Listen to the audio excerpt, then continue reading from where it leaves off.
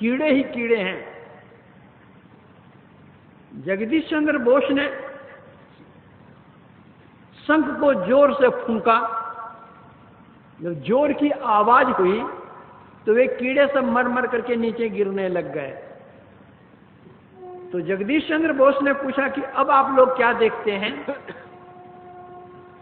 उन वैज्ञानिकों ने कहा हम देखते हैं कि कीड़े सब मर मर करके गिर रहे हैं।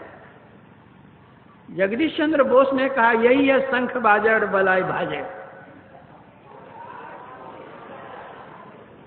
जिन कीड़ों को हम नहीं देखते हैं, इतने छोटे छोटे कीड़े हैं, वे हमारी आंख के द्वारा, नाक के द्वारा, मुंह के द्वारा, कान के द्वारा, रोमकूपों के द्वारा शरीर में प्रवेश करके रोग पैदा करते हैं। और जो शंख बजाने से मर मर कर गिरते हैं, तो शंख बाजने से वो बला भाग गई।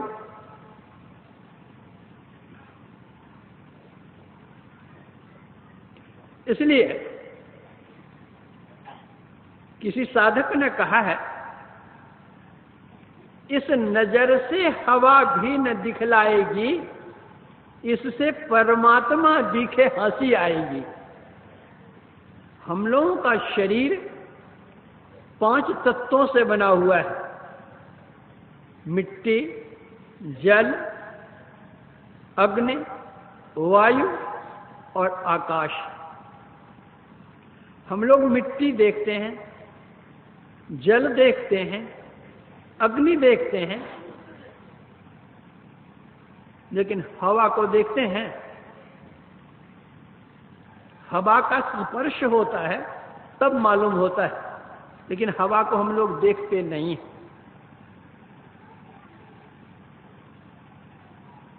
हवा का तो स्पर्श होता है, किंतु आकाश का तो स्पर्श भी नहीं होता, फिर भी हम लोग 5 तत्व मानते हैं। ऐसा क्यों? 3 तत्व को हम लोग देखते हैं और 2 को नहीं।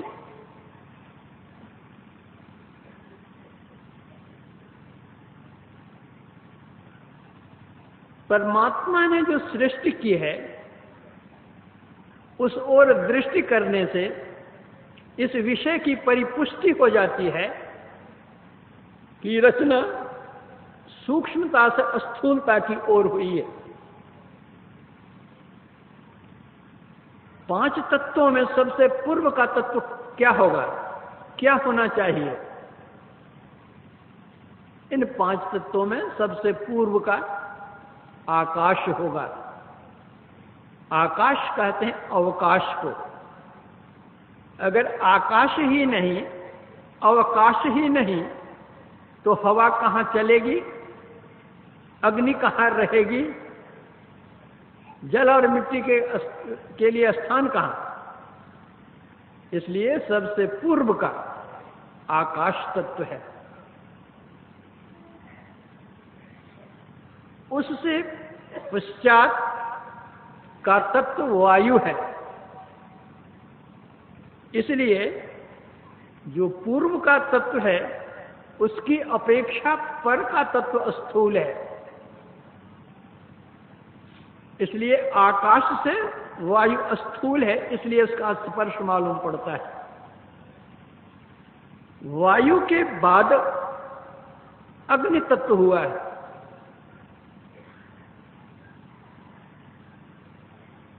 तो अग्नि तत्व उससे मोटा है, इसलिए हम इन आंखों देख लेते हैं।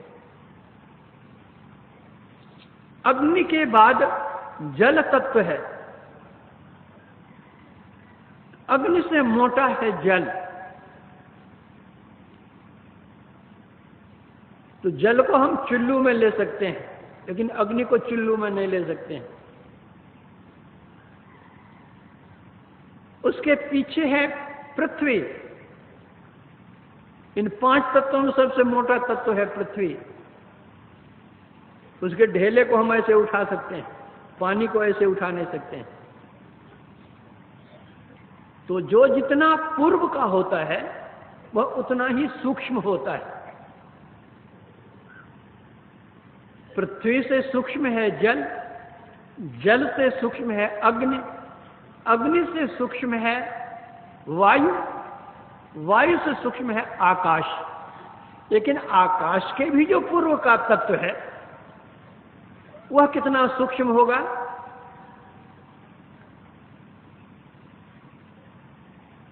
एक संत का कथन है,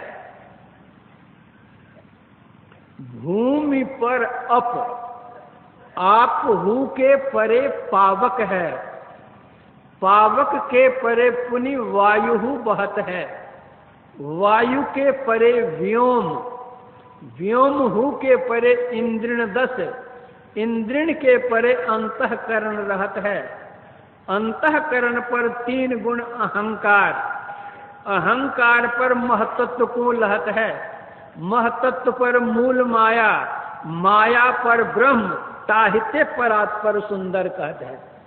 अब कल्पना कीजिए वो कितना पूर्व का है और कितना सूक्ष्म होगा।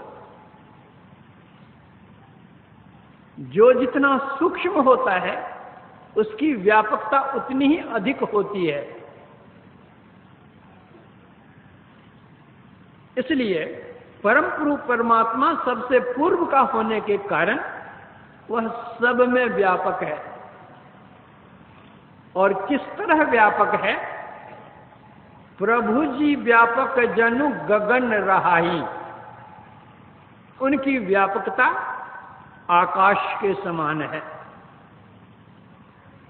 ऐसी कौन सी जगह है जहां आकाश नहीं हो? उसी तरह वह परम रूप परमात्मा कहूं सो कहां जहां प्रभु नाही, वह सर्वत्र है। ठोस से ठोस पदार्थ है, लोहा का गोला है, ठोस है, लेकिन फिर भी उसके अंदर आकाश है। कितना भी ठोस हो फिर भी उसके अंदर आकाश है। कहेंगे उसके अंदर आकाश कैसे है? उस लोहे के गोले को आग में आप डाल दीजिए, भाती के सामने दे दिए, ढोकनी से दे दिए, देखते देखते आप देखेंगे कि लोहा का जो गोला काला था वह लाल हो गया है, आग में पड़ करके वह भी आग ही हो गया है। जब तक उसमें खाली स्थान नहीं था तो गर्मी घुसी कैसे? उसमें गर्मी घुसी, वह लाल हो गया गोला, अवकाश था, इसलिए उसमें गर्मी घुस गई है। तो वह आकाश सर्वत्र है। उसी तरह वह परम रूप परमात्मा सर्वत्र है।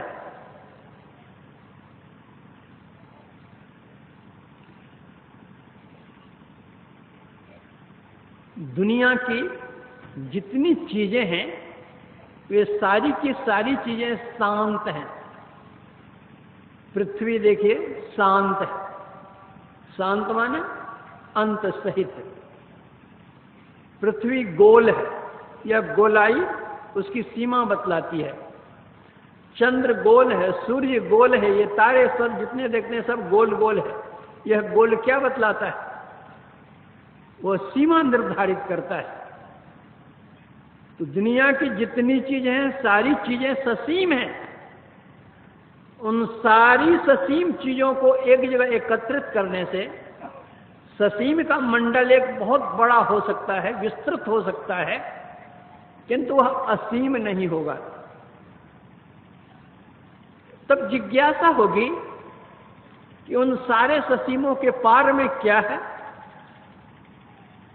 सारे शांतों के पार में क्या है? उत्तर होगा सारे शांतों के पार में अनंत है। अगर कोई पूछता है कि अनंत के पार में फिर क्या है, तो इसका अर्थ यह हो जाएगा वह बेचारा अनंत शब्द का अर्थ ही नहीं जानता है। अनंत, नो अंत अनंत, जिसका अंत ही नहीं उसके पास में क्या होगा? और जो अनंत तत्व है वह सर्वत्र है। वह इतना सूक्ष्म है परमात्मा।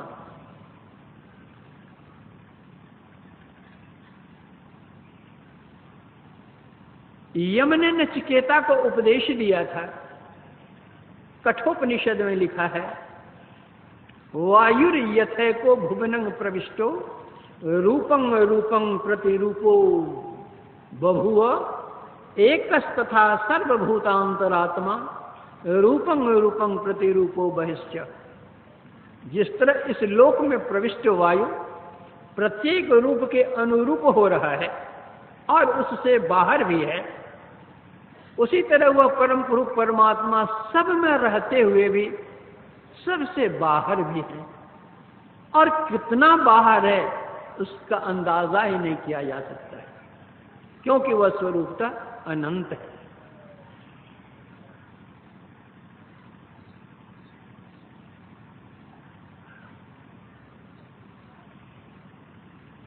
गुरु गोरखनाथ जी महाराज कहते हैं, बस्ती न शून्यं शून्यं न बस्ती, अगम अगोचर ऐसा गगन शिखर मह बालक बोले ही वाका नाम धरोगे कैसा। बस्ती न शून्यं, बस्ती माने भरा हुआ, शून्य माने खाली। संसार में जो हम देखते हैं, चाहे हम बस्ती देखते हैं चाहे शून्य स्थान देखते हैं, लेकिन उस परमात्मा के लिए न भरा हुआ कहा जा सकता है न खाली कहा जा सकता है।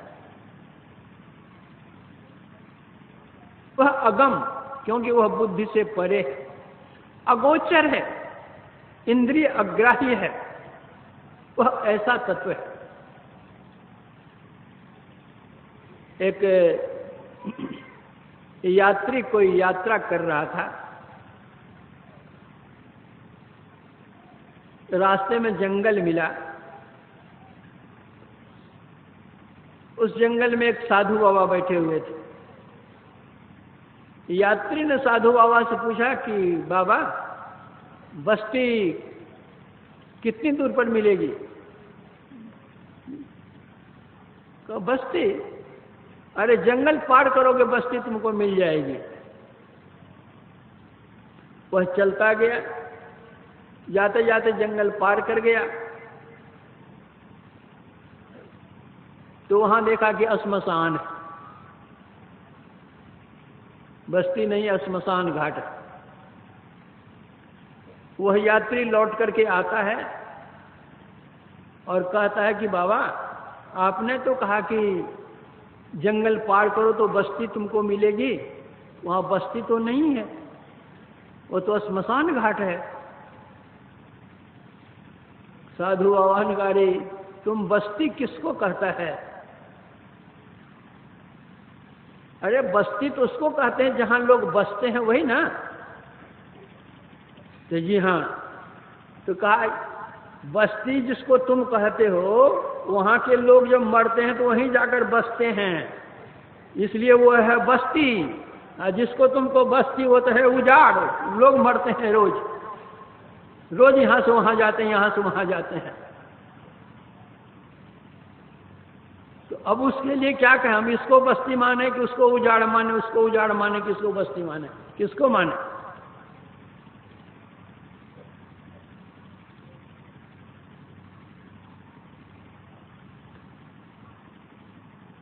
संत कबीर साहब कहते हैं, जैसे गुरु गोरखनाथ जी महाराज कहते हैं, अगम अगोचर, उसी तरह संत कबीर साहब भी कहते हैं, नैना बैन अगोचरी।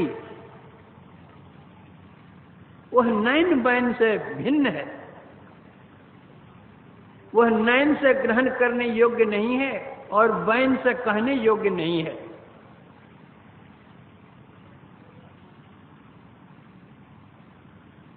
अगोचर, अगोचर, अमानन नहीं। हम लोग गोचर भूमि किसको कहते हैं? जहां जाकर गाय चढ़ती है, भैंस चढ़ती है, उसको कहते हैं गोचर भूमि।